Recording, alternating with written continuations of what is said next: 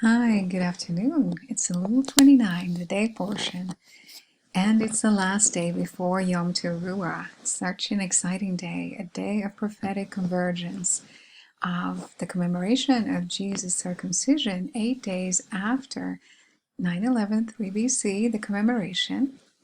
The first watch was conducted on Nehemiah's rebuilt wall. And it's also the day of financial nullification of the nation of Israel. And let's not forget of the reminder that David in 1 Samuel 20 was gone before the new moon was sighted, which could be either today or tomorrow because of a delayed sighting of the new moon.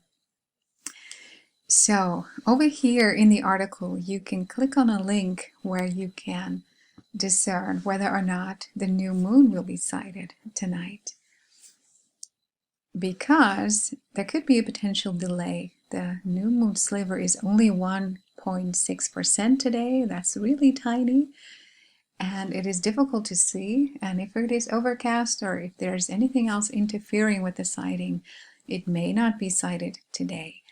And that could be interesting because it could be that the narrative of 1 Samuel 20 of David being gone from the enemy's table on a new moon celebration could actually have a second fulfillment this Sabbath. So Elul 29 is also the commemoration of the first watch of the watchmen on Nehemiah's wall.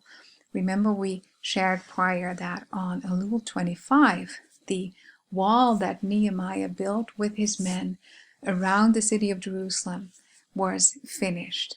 And their first watch was conducted on Elul 29, and the dedication of the wall, which Nehemiah did together with Ezra, was on Tishri 1 and 2. And on those days, they gathered the people at the water gate, and they read them from the Torah and brought them into a new covenant. So once again, a beautiful picture of a new covenant, a wedding picture. So the walls in Nehemiah's days were restored and completed on the 25th. You can read more about it in the article over here. And he installed watches on the guard, and their first activity, the first watch on these walls, was Elul 29. So on the 18th of September, the 8th day after Jesus' birth, on 9/11 3 BC, was his circumcision.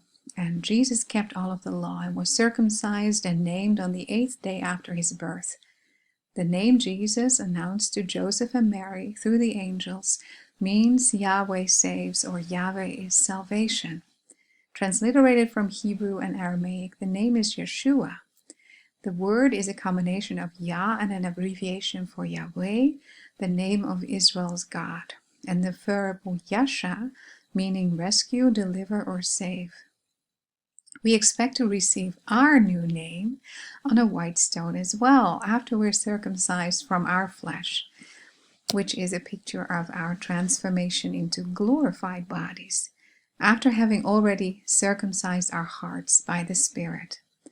The Strong's word 3772 for cut off is used in the Old Testament, referring to cutting a covenant. In context, the word is read in the verse, Zipporah took a sharp stone and cut off the foreskin of her son. So a cutting off has correlation to both a new covenant but also to the rapture. So you can read a little bit more detail about that in these Bible commentaries over here. If you look at Elul 29 at the number code 629, we read in Strong's Greek that means apolutrosis, meaning redemption or deliverance, and it's found in Luke 21:28. And when these things begin to come to pass, then look up and lift up your heads, for your redemption draweth nigh. The last day of Elul, Elul 29, the number 29 points to departure. And it was also the age of people just one number short of becoming 30 when men were eligible to enter into priesthood.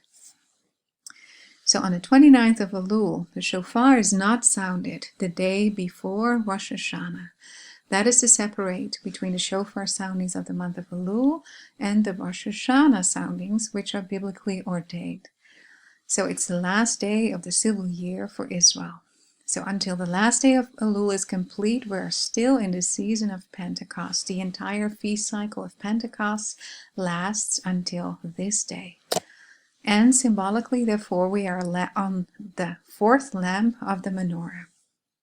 The servant lamp position and the age of grace is like the Pentecostal current dispensation. Pentecost, a season and dispensation, may conclude on the Feast of Trumpets. On this occasion, the place on the menorah goes from 4 to 5. On the same day, we can see 7 last day motifs within the last day. For Elul month, Pentecost season, Pentecostal fullness of the Gentiles, and the ending of the agricultural year, the ingathering of the harvest, the civil year, the sabbatical year, and some year within the Jubilee year cycle. The number 7 in the scriptures is a number of completion. With Tishri 1, a new month begins and the start of a new year for agricultural, civil, sabbatical, and Jubilee cycle years. We see 7 new beginning markers on the same day, as Elul 29 goes into Tishri 1, as at the sunset for Israel, so later today. We see the meeting of 14 markers in space and time. So that's why I mentioned it's a convergence of prophecy today. Tishri 1 was the day of the near sacrifice of Isaac, the binding of Isaac, and the death of Sarah. Also, the dove returned to the ark with the twig of olive leaves in his beak on this great day of hope and promise for the 8 of the Noah family. As the days of Noah were, so shall the coming of the Son of Man be. The shofar is expected to be silent on the last day of Elul. It is a day of expectancy. So in the heavens we may see something really interesting as the narrative of David and Jonathan may play out in the heavens today up to tomorrow. I entitled it Midnight September 1819, David and Jonathan in the Heavens. So on September 19th, the moon, a type of the bride, and Mercury, messenger, they come together in Virgo, near the star Spica, also known as the branch star or the ear of corn. And that happens below the horizon, so it is a knowable but not a visible event. So by the time that the moon arises and is visible, of course we can see them coming together, but the closest point in time, called the conjunction, is out of sight. So after the conjunction of the moon and Mercury on September 9th, we also see how Venus, which is a type of the beloved, the David type, will be at Alpha Cancri, also known as Acubene or Acubens, in the opening of the cattle fold, the constellation we know as Cancer. So you can see over here how Venus is in a rectangular line based from the ecliptic to Alpha Cancri, Acubens. And why that is so interesting is because the meaning of that star in Arabic and in Hebrew means sheltering or hiding place.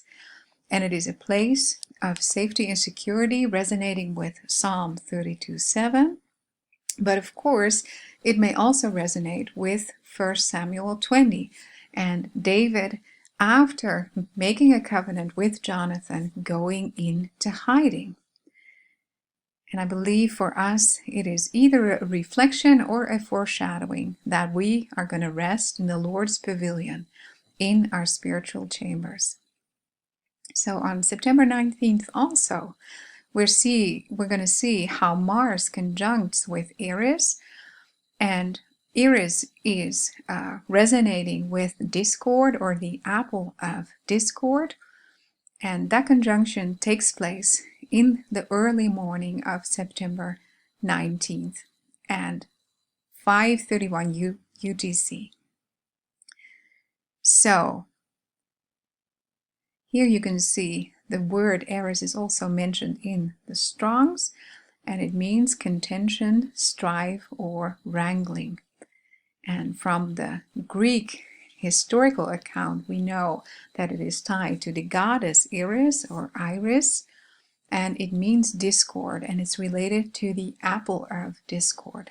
And we know how the enemy has been foreshadowing this pictograph, this image of the apple and the apple splitting. We know it both refers to Jerusalem, the apple in God's eye, but also the apple of sin, the sin apple, indicative of New York. And in this image, you will most likely have seen it before. We see a black-white duality, also a picture of light and darkness, night becoming day, day becoming night. The apple splitting, there is an 8 symbolized over here, and the blossoming, reflective of the birth of the Antichrist. And Obama's foot is over here, standing on a coin reflective of the English royal crown. So there is lots of hidden occult meaning in this image.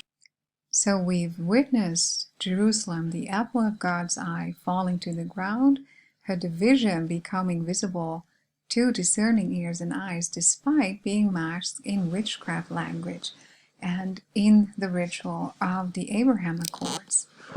We know likewise that the harlot city of New York, also known as Aplu or Apollyon, Big Apple, will soon split and fall, her true nature left exposed, as rehearsed on New Year's Eve with the apple, which after time turned into a ball drop, falling down yearly. So we see these Janus heads of Trump and Netanyahu, the treacherous dealer, and the ruler of Jerusalem, who were heaping burning coals upon themselves in the recent Abraham Accords, and the Iped goat also referring to Abraham in this scene. And we also see how the New Year ball drop used to be an apple falling down. So in the evening of the 19th, the young moon will rise right above Spica, the ear of corn, next to Mercury, the messenger planet. So this is what is visible tomorrow evening, just after sunset. And the moon will be about 6% full, so it is much more likely that it will be sighted tomorrow, but let's not run ahead. It may be sighted tonight. And tomorrow it rises just above Spica, and the left hand of Virgo is holding an ear of corn, and Mercury is stationed over here. So this is what is visible tomorrow evening. So if we look at the narrative in 1 Samuel 20 about David's proposed departure, we're going to read about David, the bride type, and Jonathan, of how they're going to make a covenant and then depart. And that centers around a new moon banquet festival. We've dealt with it in a previous video, but I believe it is going to be pertinent today. So I'm going to make another video in addition to this one, and I will detail this narrative and how I think it may fit today and tomorrow, and a return on the third day, which would be September 21st. So see you in the next.